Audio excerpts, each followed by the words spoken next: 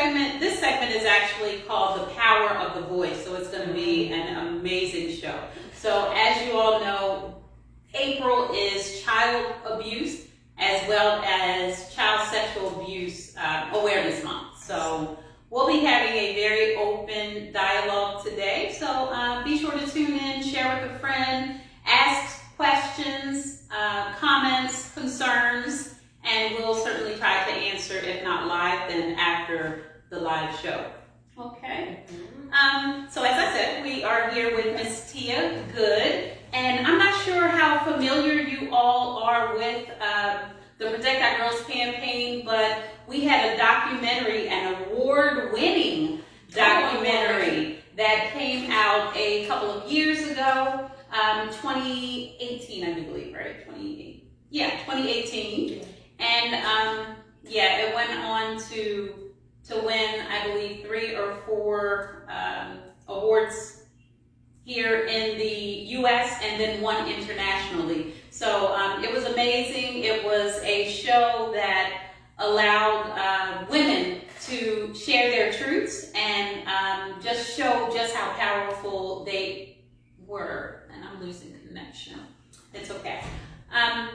So we'll be talking a little bit about that. Tia Camper was featured in that documentary, as was myself and Dr. Nicole. So, Tia, this is your opportunity. Who are you? What do you do? What have you been doing since the documentary? Well, since the documentary, I went on and had another child. I also got married. So I'm no longer Tia Camper. I'm Tia Goode, for some respect for my name.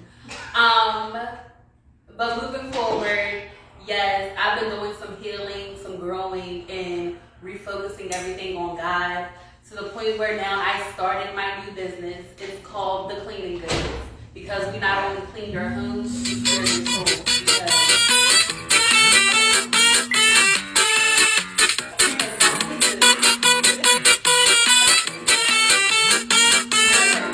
We're actually used to it because we're unscripted, so Really? Oh, okay. they're used to it. Hey, y'all, I'm back. No, we're doing the show. Thank you. But like I was saying, I started my cleaning business.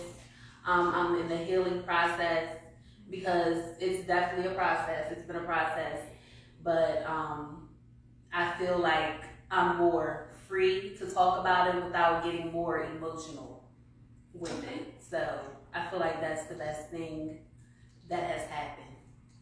So do you feel like you have a little more control over the autonomy of not just your voice, of your body, over your atmosphere, and that gives you some sort of power, wearing like an invisible cape?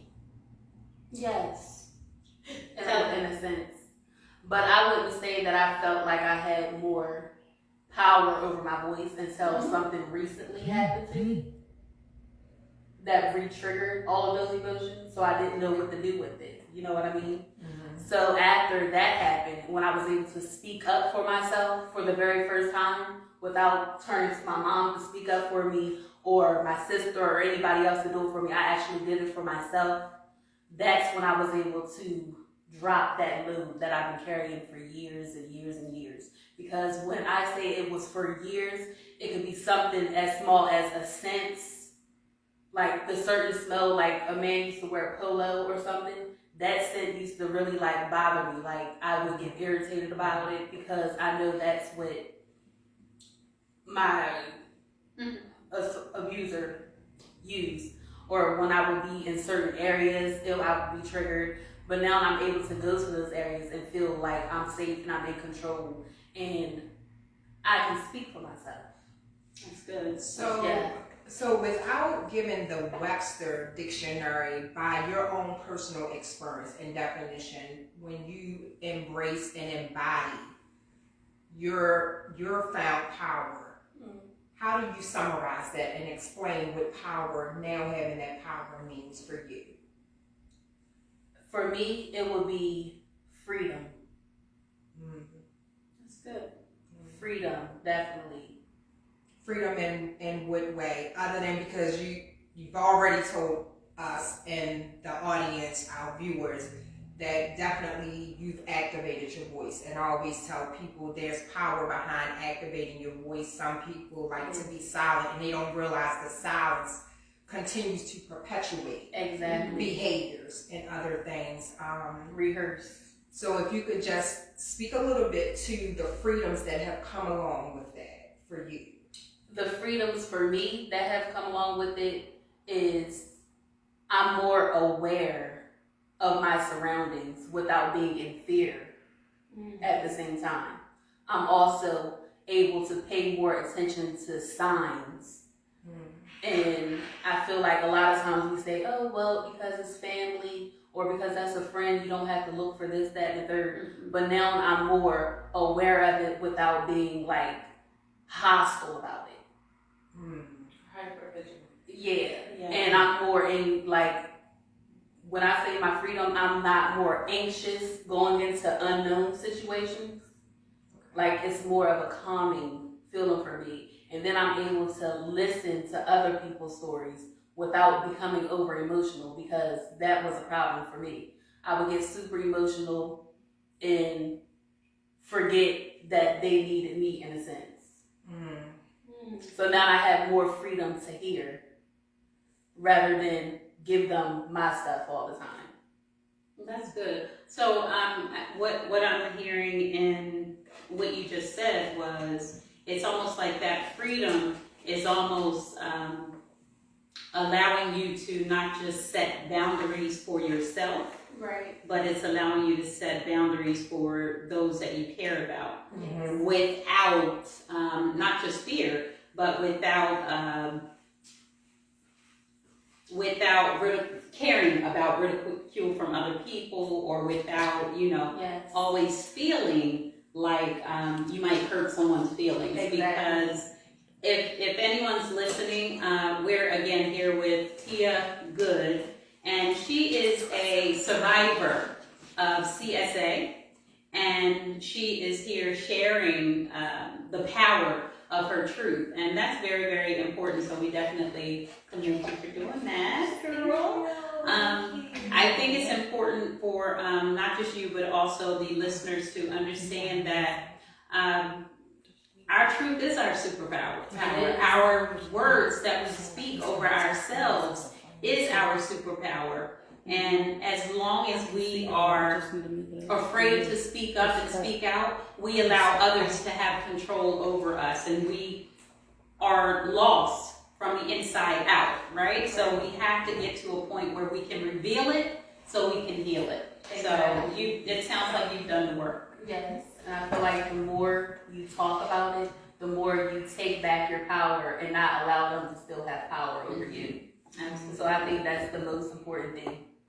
Speak up for yourself, because nobody else can do it the way that you can.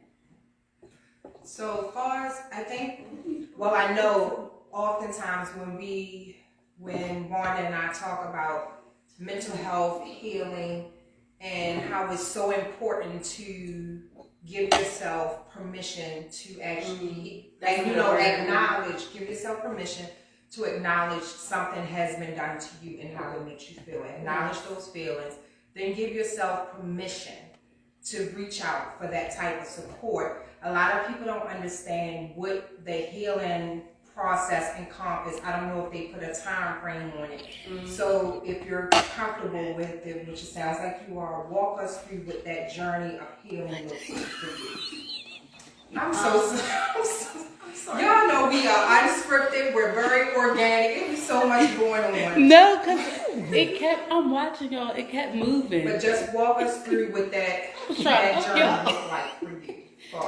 Okay, so I would say it started when I was a teenager. When I was like 15 years old, it was very destructive for me. Okay. That's when I didn't really have. Well, I felt like I didn't have anybody that I could go to, because I thought I needed to work this out on my own.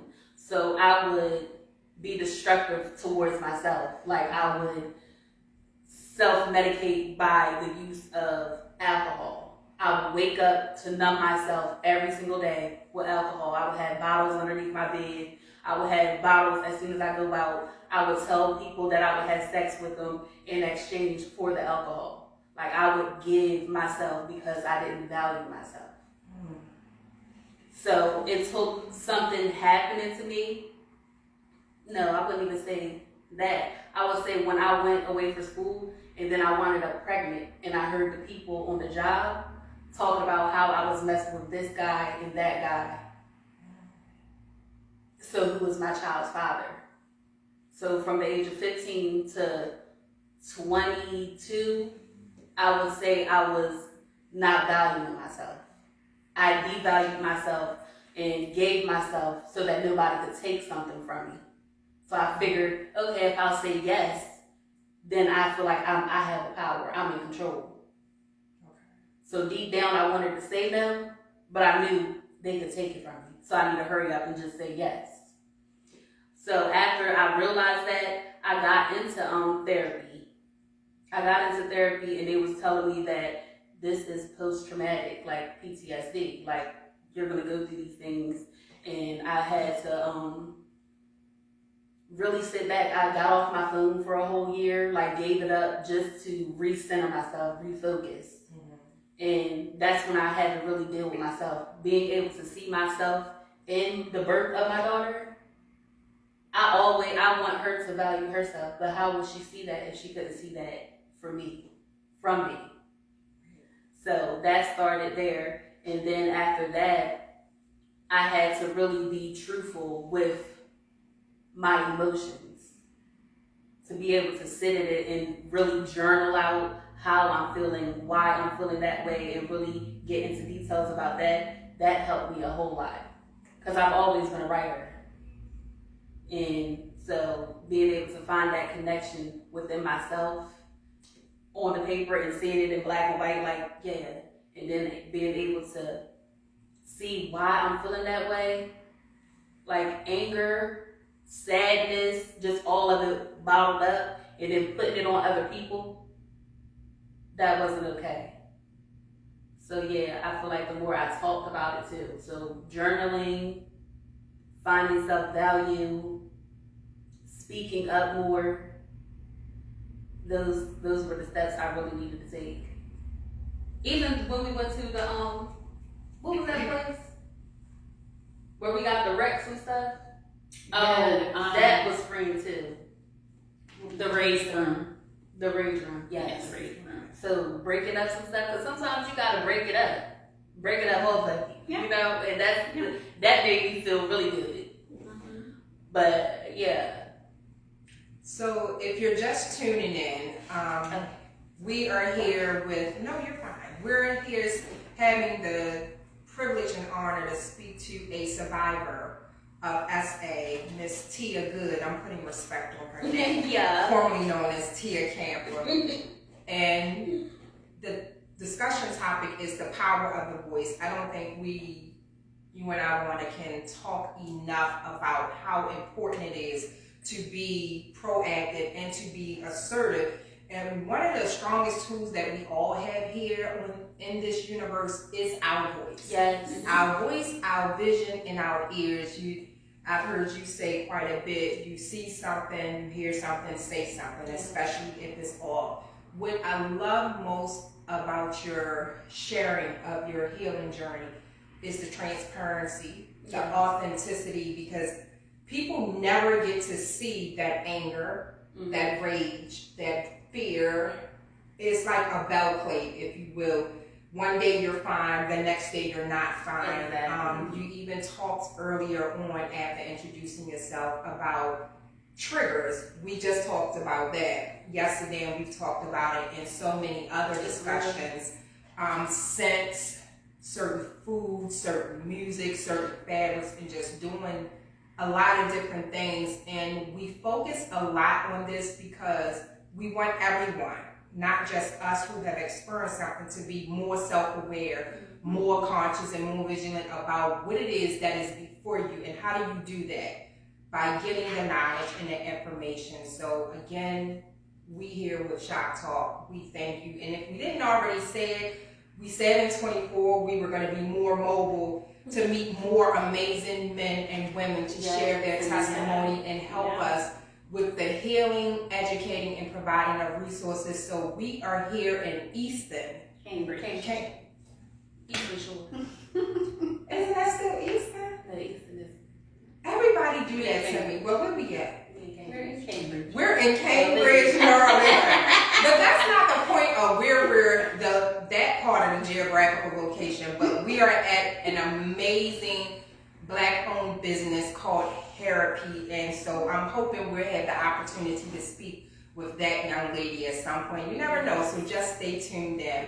But getting back to you, Ms. Tia, so you're married now. I am married. She married now, Paul. I am married. What did that look like, and what was that like for you giving your PTSD? What was that journey like in sharing that with your husband? And part two to that, if you could answer it all, how was that journey, and how did he receive you, knowing that what your truth is?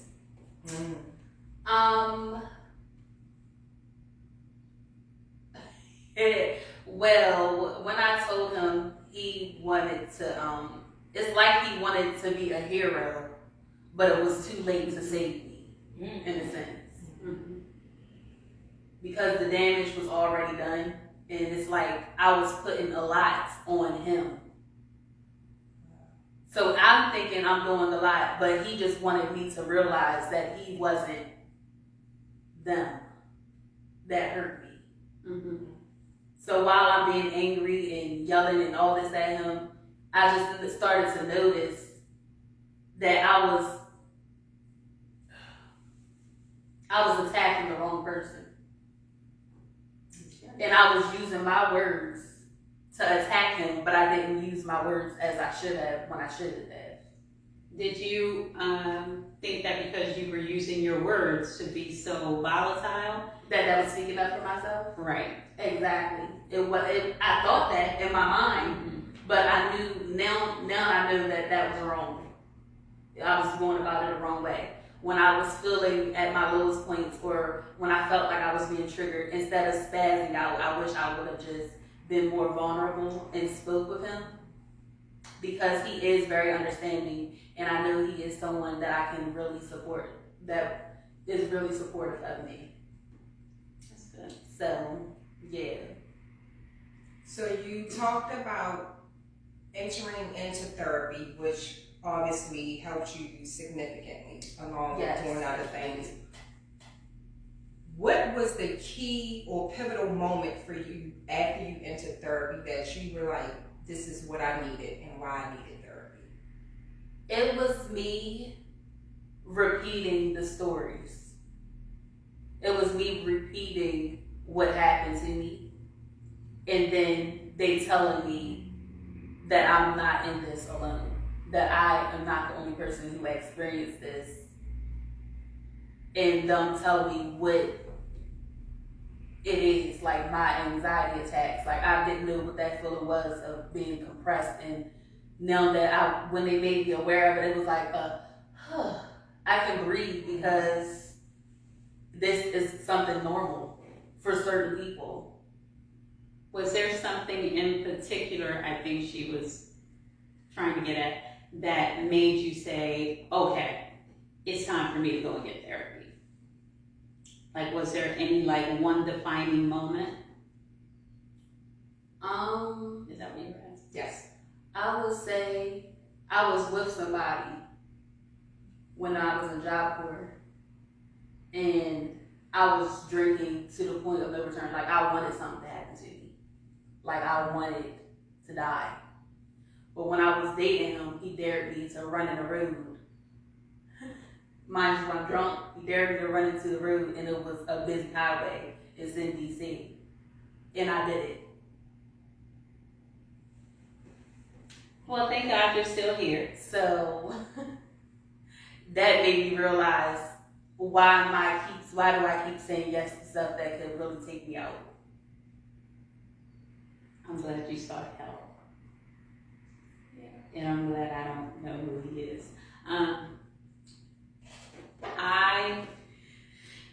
If you're listening, Don't play with me. if you're listening Don't say to the show, certain things. and you are in a relationship with anyone who would even ask you to do anything that's going to put you in danger, anyone who is going to cause bodily harm to you in any way, who is treating you bad, who is abusing you verbally, physically, emotionally, financially, seek help. Get out of that relationship. 9 times out of 10, it's not going to get better. Reach out to someone who will be able to direct you to resources that can help. Call 911. Even 911 will be able to put you in contact with resources in your community, and they will be able to send state police out to you, who are available to take you to safe houses all over Maryland. So, or wherever state you're in. Don't be afraid to reach out. Don't stay in a relationship where a person is hurting you. You are worthy of being treated right. You are more than enough. So if they make you feel like you're not, just know that somebody out there does care about you. They'll listen to you. They'll understand you. I know when we go through things, we think that we're the only ones that are going through it. You're not alone. You're not alone. Please know that you're not alone. Protect Our Girls campaign does have a 24-hour hotline. No matter what day or night, you can certainly give POGC a call. It doesn't matter what the situation is, and we will leave that number at the end of the show. But please, domestic violence, violence of any kind, mental or otherwise, seek help. Seek help today. Don't wait, because it might be too late. Yes. And again, this is why we will continue to have these type of conversations. You'll see us go through various emotions, and we do that intentionally. These topics are not easy topics. They're definitely not desired topics, but they're important topics. They're real issues that's going on in someone's life at this very moment and has gone on. Obviously, you had a panel of women up here before you today, but I would be remiss if I did not piggyback on that. One of the things that Mrs. Goode said earlier on is that she was hurting. She was in a state of so much pain that she was tired. She pretty much was intentionally putting herself in harm's way, on which you just shared. And I'm just gonna go out there and assume this is the first time you've ever shared that. Would that be accurate? Yes, that's accurate. It caught our audience off guard, and of course my fellow co-host. So I want us to process that a little bit, if we can. A lot of times in every show, you hear myself and Wanda talk about how people are very judgmental to people in general, and particularly women. We judge her promiscuous ways, we judge her clothing, we judge her behavior, but you don't have proper context. You don't have that backdrop. So others were looking at you, obviously, at that moment in your life, and they were judging you without knowing that you were in torment internally.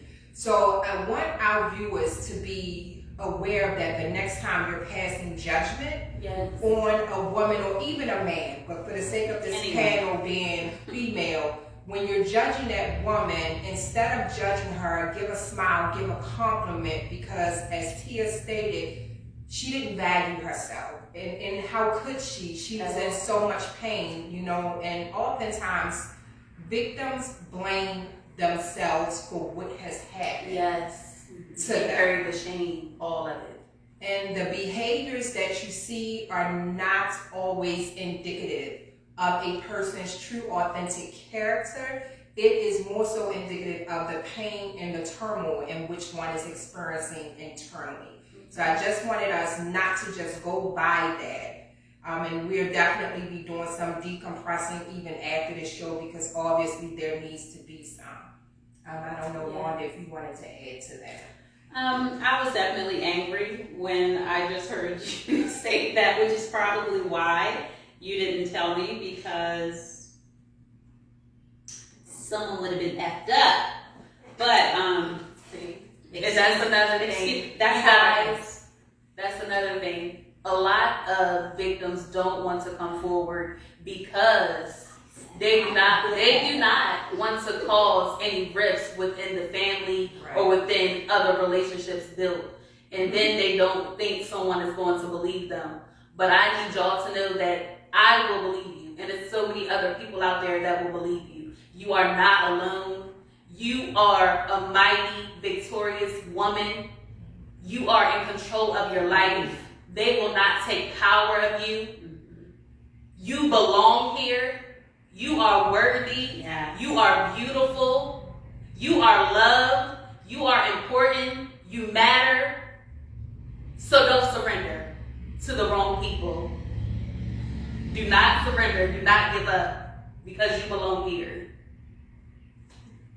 That's a key word that you just said, because surrender is exactly, it can work in reverse as well, because sometimes I feel like we do have to surrender to ourselves.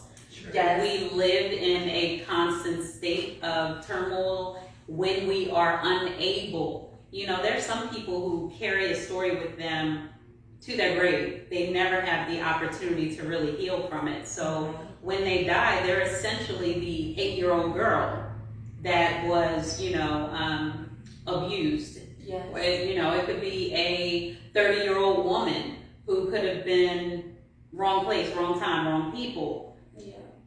Take that to their grave. Yeah. You're 30, and yet when you die, you were 80. It's every person that you meet is fighting some kind of battle. Yes. It doesn't matter whether, sometimes we wear a smile. Mm-hmm. Sometimes, we work ourselves to death. Yes. Sometimes we find ourselves hopping from relationship to relationship, or, we feel the need to puff ourselves up and, so others, we can dress up our pain. Yeah. Right? That doesn't mean that everything is good. And that's why even yesterday when I said, a lot of times people are going around and they have all these issues, but they look just like you and I. Mm-hmm. Therefore, if you don't take the time to really know a person, or you don't take the time to talk to them and share with them and let them know that, when I say, how are you doing today? It's not just in passing. I really want to know how you're doing today. Yeah. And I can usually tell just based on the look that they give, or, like a little slight hesitation. Yeah. Tell me more. What's going on with you? I'm here for you. How can I help? It's okay if they want to receive the help, but always be willing to give it. Right? It's tough out here for people, and I know with you, Tia, I just wanted to go back to, you were talking about you're a mother now, and you're a wife. So how has your past trauma had an impact on your mothering? And do you find that because of that, does your mothering somehow become smothering? Mm-hmm. I would have to say, in the beginning, when I first had my daughter, it was hard for me to let her be around family. I did not want to let her go. I did not want nobody to watch her. Like, it really scared me because I didn't want nobody to change her diapers. And it really played a big part of my childhood trauma. And it was hard because I didn't even want her dad to be in her life because of it. Wow. Like, to be perfectly honest, like me even saying it right now, like this was my first time even saying this, but I was scared to let them be in her life because he's a man and she's a girl. You know what I mean? you don't want to have these thoughts, but I kept constantly having these thoughts. And then when it was time for her to go visit, I was still nervous about it. Yeah, I remember the hesitation that you had because I think I had the same hesitation, but not for the same reason. It was just me. I was like, but you know, I'm glad that you were able to Work it out. I'm glad you were able to work that out, but I'm also glad that he was open to learning who you were. Yes, he was. And learning how to deal with you as you're dealing with life, if that makes sense. Yes. Right? I'm glad that you have a husband. Nobody's perfect, but I'm glad you have a husband who's able to give you your moment. Yes. And give you your time. So, and it takes that. So I'm glad that he's able to see the signs because it's something that we all have to be able to do. You know, it's a trigger. It's a trigger.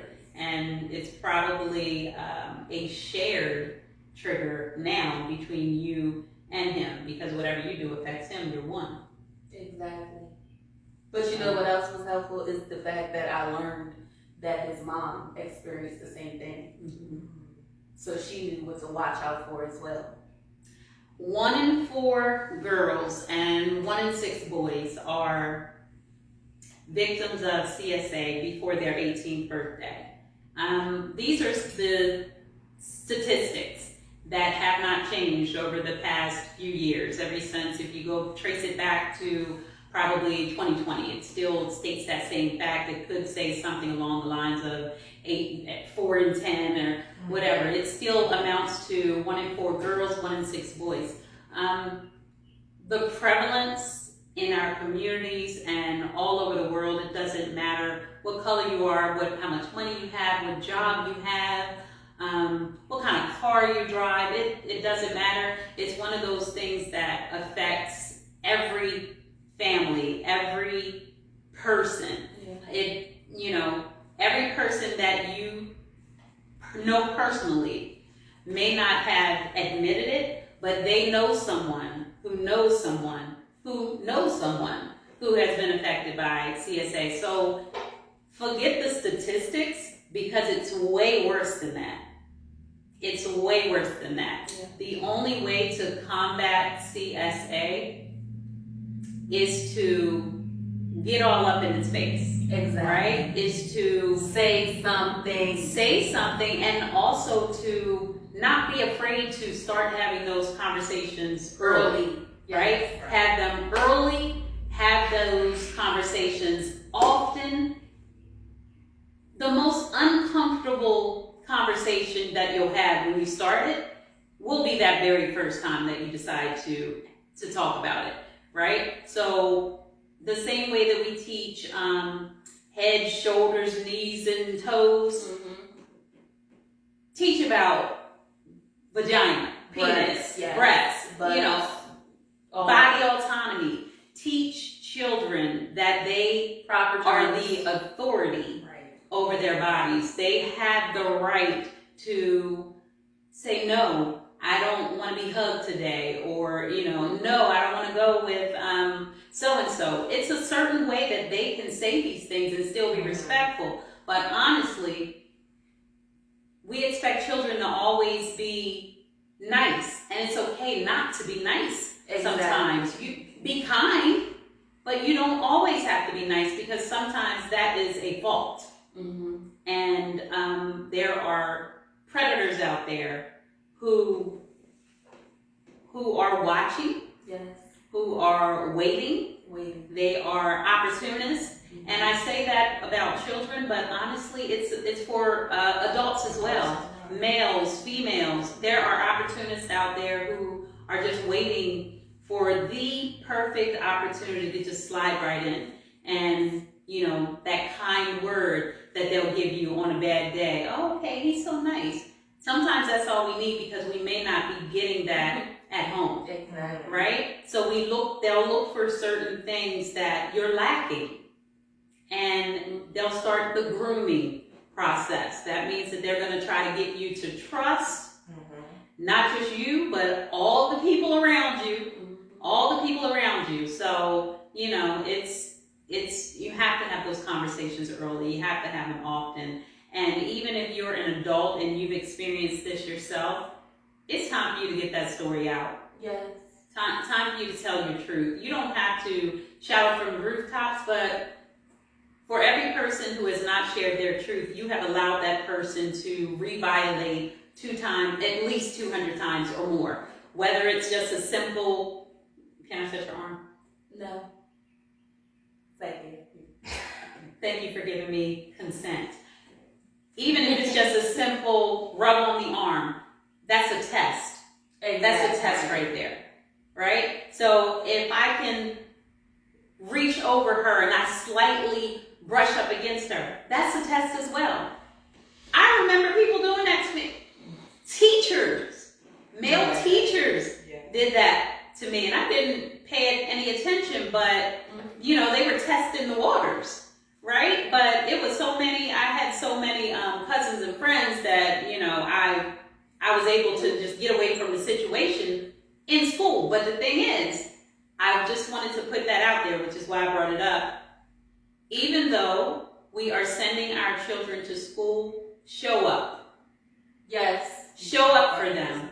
The most important thing that you can do for children at any age is to be a presence. Show up at their baseball games, their basketball games, sports. There's always opportunity, even in sports. There is someone watching. So much so that I wanted to I wanted to put flyers out just so if parents had to work, I could show up at the job, at their children's games, so they would have the support there. No child needs to be alone because other people see that. I'm saying, show up. Just show up. And that would give a child so much life. Just show up. I mean, I can't.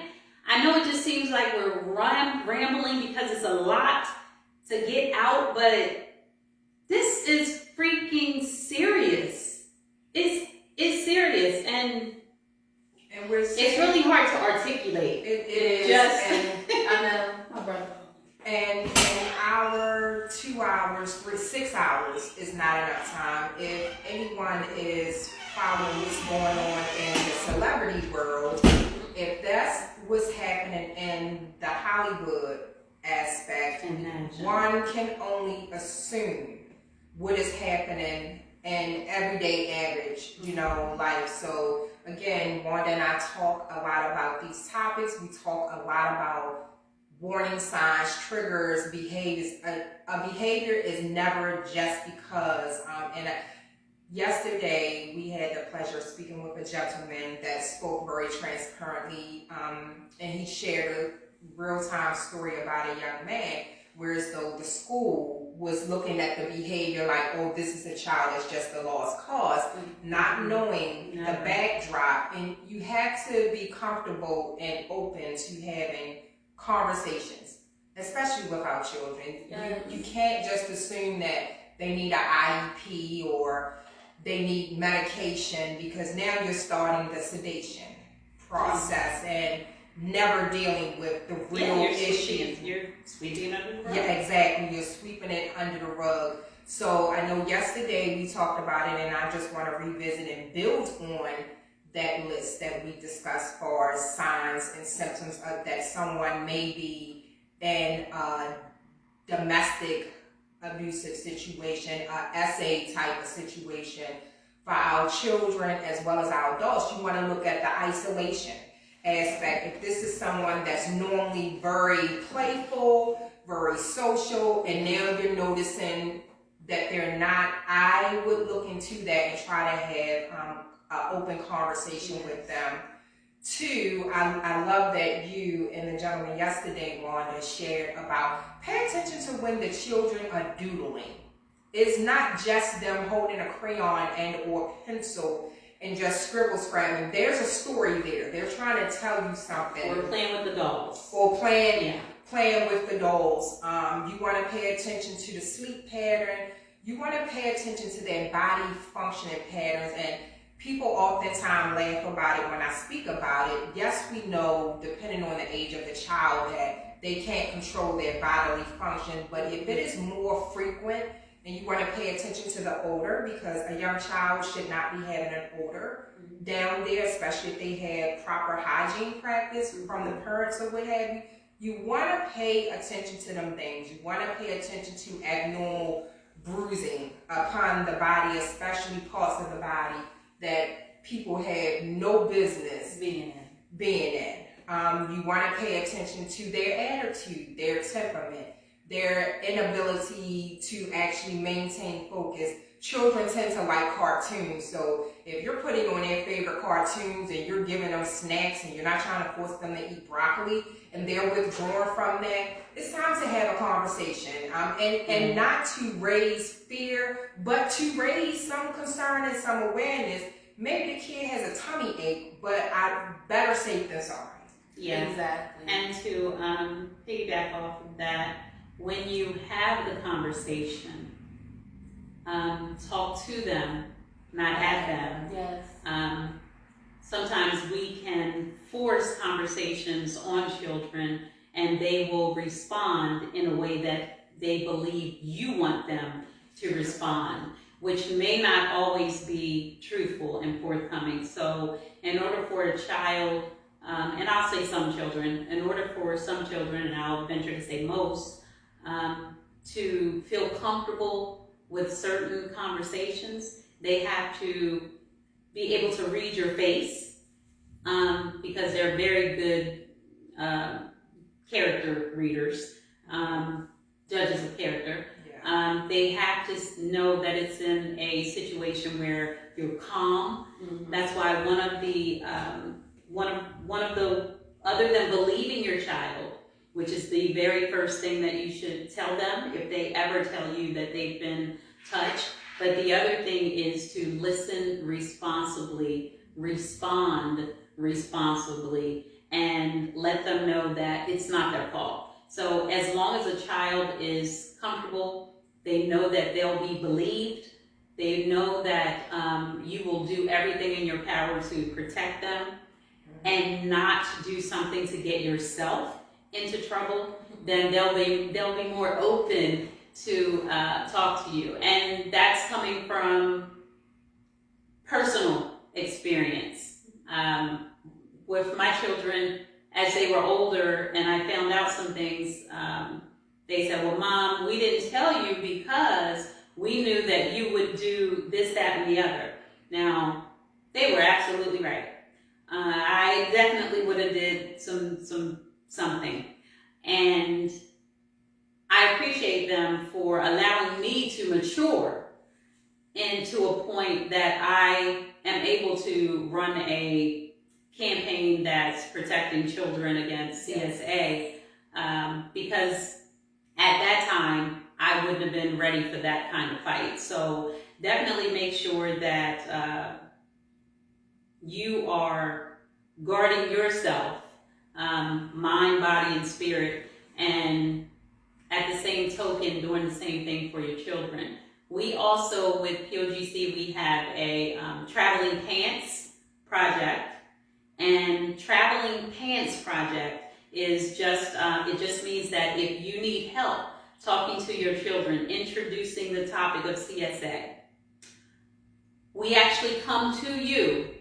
So it's remote. It's a remote service. Or it's a mobile service. We come to you.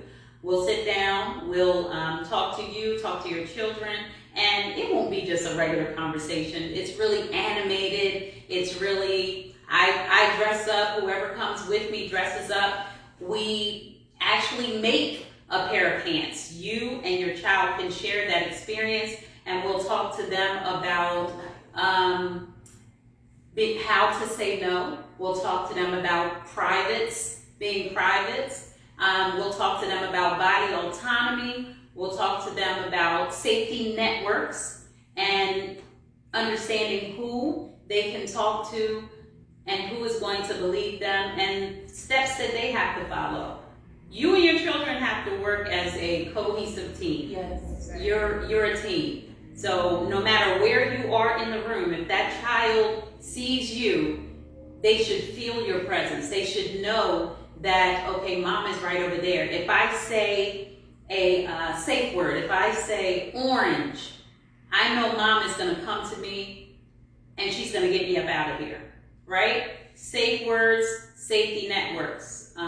So we go over all of that with the Pants Project. So if you ever just reach out to POGC, reach out to any organization that can help you have that conversation. Like I said, I know it just sounds like we're rambling, we're saying the same things over again. We really want to drive it home because the numbers are ridiculous. Yeah. The numbers are ridiculous. The median age for CSA is anywhere from 6 to 8. So you need to start having those conversations early. Yeah. POGC can help. The Pants Project can certainly help. And check in. We can't stress that enough. Yeah. You should be checking in with your children in general. Check if you're in a relationship. Don't assume that you and your partner is safe from these things, you know, just because you're in a relationship. A person that has no respect and regard for life, they don't care about that. Exactly. And here's what I mean by check-in.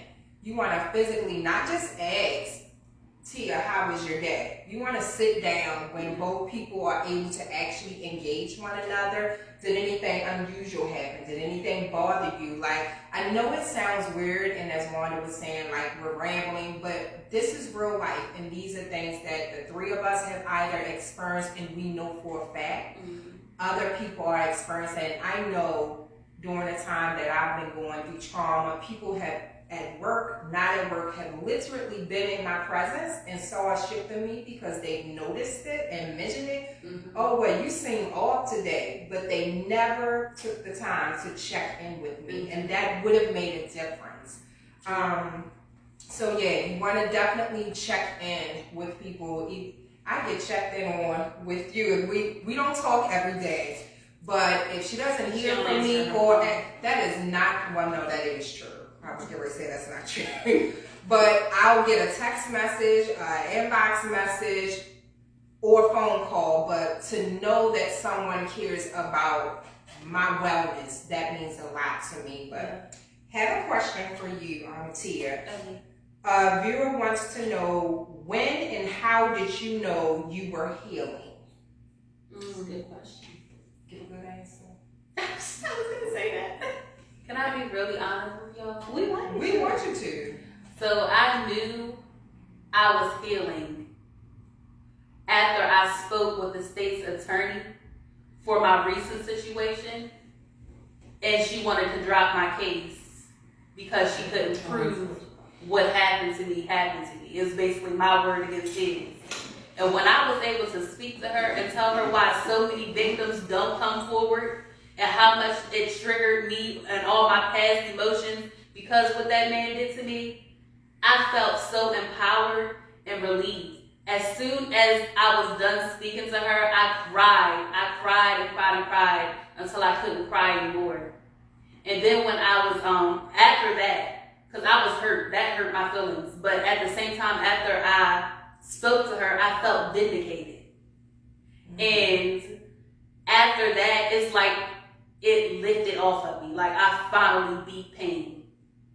Pain wasn't beating me up anymore. And it made me feel so good to the point where I even tried to go back to my old ways, but it didn't feel like I needed to be doing that. Like, I tried to bring on my own anxiety attack. I tried to bring back my depression, but it's like, girl, you're okay. You're healed. No, go help somebody else heal. So your body rejected. My body rejected my past, what is it? Coping mechanisms. Yeah. It's like you done cried enough. You prayed about this, Tia. So it's no point in you. Why are you trying to go back to what hurts you? Why are you holding on to the hurt? You think the person who did this to you holding on to it? They going for their next victim, and you still trying to fight that hurt when you could be helping somebody else fight theirs. So that's what made me like get up out of that and say, yeah, I'm healed. I'm no longer broken. I am whole. Yeah, I'm ready to fight people. Like, what's up? I already know right. I'm a fight. Oh, praise the Lord. For anybody that's up there trying to become a victor, I'm gonna fight with you. You're not alone. We stepping together. Big steps. Another question, and it comes from a male viewer. Thank you guys for tuning in. The male viewer want to know: have you experienced, or do you experience survivor's guilt? When I hear other people's story and they're still in it, it does make me feel guilty a little bit. It's like, why did I speak up when their story is worse than mine?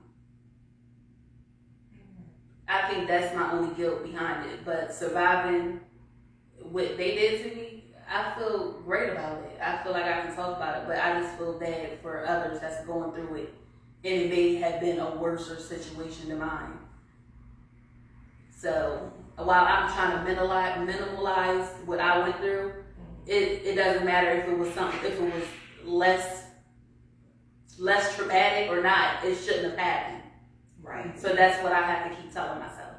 It shouldn't have happened, period. So, yeah. Right, and what we have to understand as well is the younger the child, the deeper the impact. Yes. The stronger the hold is over the person, because there's so many defining factors for the child. But I also wanted to, those were great questions, by the way. Great questions. Yes, absolutely. I wanted to just go back for a minute just to mention just another reason why sometimes children don't speak up. We have this false perception that CSA is always something violent. Exactly. It's always something painful. It's always something that, you're going to have an icky, miserable feeling. But here's what you have to understand, and I really, really, really want you to get this, because it feels good to some children. They do things in a way that makes them think that this is right. Yes. And they do that by, just telling them, just putting a pillow down before they make them fall, if that makes sense. So they're going to do things that's going to make you feel like, hey, you're on top of the world, but also the touch that they may give a child may not be painful. Yeah. They're going to touch them in a way that's going to not hurt them, but make them feel a little confusion because it feels good. Yes. So please get that, because some children do not understand that icky feeling that you feel, that you're confused about because it feels good but you think it's wrong. Mm-hmm. They're not able to articulate that. Or the person is telling them that it feels good and that they want to be, especially if they never experienced that before, and they're telling them, and this is a person that they trust. Mm-hmm. They trust completely, somebody that they love, somebody who sees them. Right. Because some kids get touched because they don't feel seen. And the person that finally sees them, well, they think they see them, but they really being a predator, they know exactly how to make you feel, they know how to manipulate a situation. Grooming. Yeah. Grooming. So they start the grooming. And make you feel super special, make you feel like you're the best thing in the world, and the whole time they're about to attack. Mm-hmm. And that attack isn't just on you, it's on your parents, it's on your siblings, everybody, everybody around you. And know this, 90% of all victims know the perpetrator. Yeah. It's going to be a close family friend, someone close to the family, or it's going to be a family member. Yeah. I know it's scary. I know it's scary, but honestly, that's why you just have to have boundaries around your children. I remember when I was young being tickled, right? Tickled to the point that I would say, stop, I didn't want to be tickled anymore. It's a violation of a person's right to their own body. If I don't care if you're playing around and you're tickling, if that person tells you to stop, consent has left the freaking room. It's no longer there. You can change it. I don't care if you're playing, you're in the middle of an act. The moment that I say, okay, no, that's enough, consent has left the freaking room. Yeah.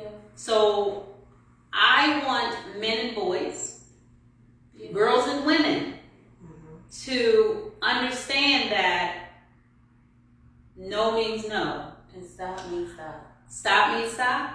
I don't know means no. That's right. Silence means no. I had too much to drink means no. I've been smoking weed, I'm a little disoriented means no. The only thing that means yes is a clear, concise yes. That's it. And that don't mean That's keep it. badgering until a person says yes. And I wanna add to that because I was just on Clubhouse in a discussion, and there's this assumption that how a female dresses, whether it's provocative or not, is asking for attention. Let me say this as disrespectfully and unapologetically as possibly, and I stand 10 toes on it. You have got to be the most low, inhumane person to think that because someone dressed provocative and they have not given their full, clear cognitive consent, that gives you the right to violate them verbally or physically. Yeah. I say it again. I don't care what a woman chooses to wear. Yeah. It does not give male, female the right to violate them and disrespect them verbally or physically, because this seems to be the thing that because women are wearing revealing clothes, and I've had this conversation with some women that are very close to me, very profound in my life, and I've had to explain it to them. You have Amish women that are violated, and we know how they dress. You have Muslim women that are violated, and these violations did not just start. This has been going on for decades. So you cannot say if women dress more modern or more old school that would gain the self-respect from others. How you treat and see someone is very much so indicative of who you are as a human being. Yes. Or a lack thereof. Right. Yes. So, and it's crazy that she even said that because I did think that maybe I'm dressing super provocative. But then I wore some baggy sweatpants, a big t-shirt because I was going to work, and that's where I got violated at. And So that wasn't provocative clothing. but it just goes to show the a deviant mentality. Mm-hmm. You know, we live in a world today where people operate in a scarcity mindset and a false narrative. People go with whatever fits their narrative and justification. Yes. And what makes them comfortable Right. with, because here's the thing, it's so much easier for a person to believe that this happened because, Right. you know, instead of them believing that this person did that because of their sadistic ways, Right. because they have an evil within them, because they didn't get some healing, because sometimes hurt people do hurt people. Yes. But there are hurt people who go on to get help and don't hurt people. So you Exactly. can make a choice. Exactly. You can make a choice whether you go on to hurt someone. Yeah. So it's so much easier for people to believe that, you know, it happened because of what she was wearing, or And people because if think that's the case, how about the baby who's wearing a diaper, exactly. the onesie? What about the child that died had a good with gonorrhea and pass away at 3 years old because her mother's boyfriend violated her. You know, she wasn't wearing a mini dress. She wasn't wearing thigh-high boots, and she wasn't running up and down the street doing God knows what. 3 years old. Right. Exactly. What was she wearing? It's very profound. I saw a display last year. It was a display last year. They had a clothesline, and on the clothesline, it was different articles of clothing. And for each and every article of clothing they had, it was like, it was a sign in the back that said, "It was not my fault."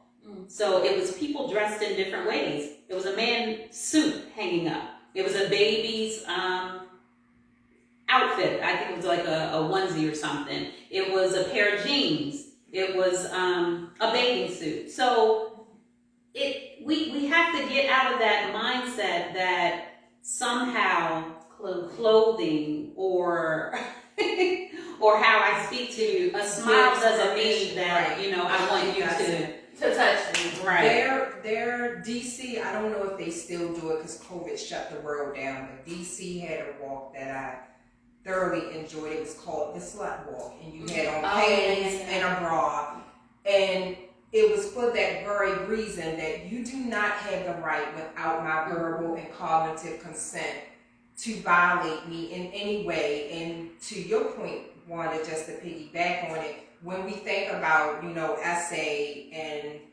violation of any sort, we instantly go to, well, they didn't physically touch you, but I know we all grew up, or well, we did, in an era where it was like words can't, you're younger than us, you have your youth. In the era where it was like words don't hurt, you know, and I said on previous shows that they got it wrong. It might have fit somewhat at that time, but even at that time, they got it wrong, and it is up for us and then you and your children and then their children to continue the work that Shop Talk and some other live streams and or podcasts are doing. Words do hurt. It do hurt because if you hear it enough, and you experience it enough, you begin to believe it, and people don't understand it. It's nothing like if you take something as minor as speaking positive affirmations into a child and or adult, you watch how they walk with a sense of pride when you speak positivity to them versus when you belittle and berate them. They walk with shame. You know, so let's change the verbal narrative. And that change is only gonna persist if we start with self. Yes. So I'm encouraging and asking everyone that's viewing to share this. Even if you don't watch the whole thing, share it and take the pledge to vow with us to start with you to change this narrative. And we always want to acknowledge our men. You know, we joke and we play about gray sweatpants season. Ladies, we gotta stop doing that. It's because that too is a violation of that man. Whether he's doing it intentionally or not, we know when we see it, a post that say gray sweatpants season, we know what they're you don't know? Okay. We'll tell her off camera. She really probably don't know y'all. I know. But we're encouraging and promoting respect of all genders, all ages, and it starts with you. So again, if you're just tuning in, we are here at Therapy Salon in Cambridge, Maryland, having the privilege of speaking to a CSA survivor, Miss Tia Goode. I came to know her as Tia Camper, but I'm putting that respect on her name because she's married now. I'm married now. And as a woman, I'm so proud and so honored to sit next to you. You represent me and you're doing it well. Oh, you represent me and you're doing it beyond well. Okay. Come on, doctor. Oh, you too. Oh, you too, Mom. Oh, thanks. Thank you. Yeah. So, you know, as always, we hope that our viewers get something from it. And it's never just rambling. We wouldn't be able to continue this without you all. So we want to say thank you to you all as well. And before we wrap up, just want to know if you're open to people following you and reaching out to you, because you have a business. Yes, I do have a business, the Cleaning Goods. I said in the beginning, but if you need a home cleaning or if you need somebody to like talk to, because we can clean up the mental as well as your home. So book me. You can follow me on Facebook, Tia Goode, and we are the Cleaning Goods. Me and my husband started this thing and we're going to see it through. I'm trying not to be too ghetto because my mom get mad a little bit. But I'm going to do my big one. Oh, go ahead, Mom. I love it. She made us stir it. So as we close out, as always, I encourage everyone to love yourself, love each other, do so unapologetically. And I am Dr. Nicole, and see you next episode. And I am Wanda. I'm just going to end out with again saying that January through December is Child Abuse and CSA Awareness. We always have to take the initiative to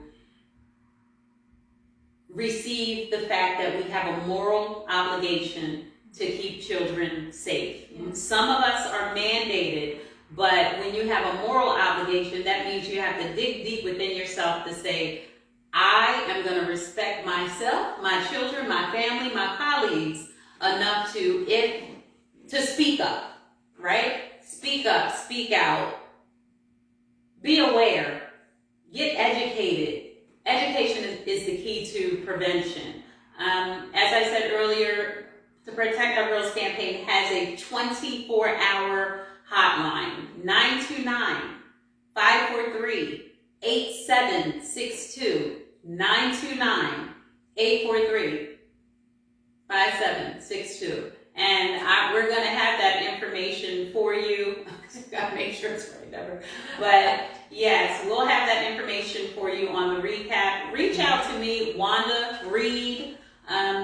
Follow me on Facebook. Send a inbox if you need information. Traveling Pants Project. We come out. We dress up as playful characters, and we have that difficult conversation with your child. We open up that connection that you can have with them. The very best thing that you can give to your child is the gift of self-respect. Yes. Is the gift of autonomy. Let them know that they are the ambassadors of their lives, of their bodies, of everything that they want someone to or not to do to them. So speak out. Speak out. Come on. We need you.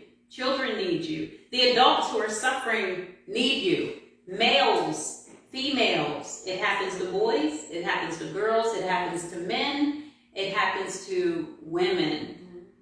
Can't say it enough. We need all of you.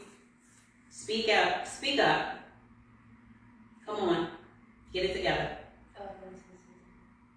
Go ahead. Your turn. You can close this out. What am I supposed to say? Anything. It's been good speaking with Shop Talk, so go ahead and play it all over again and send it to your friend.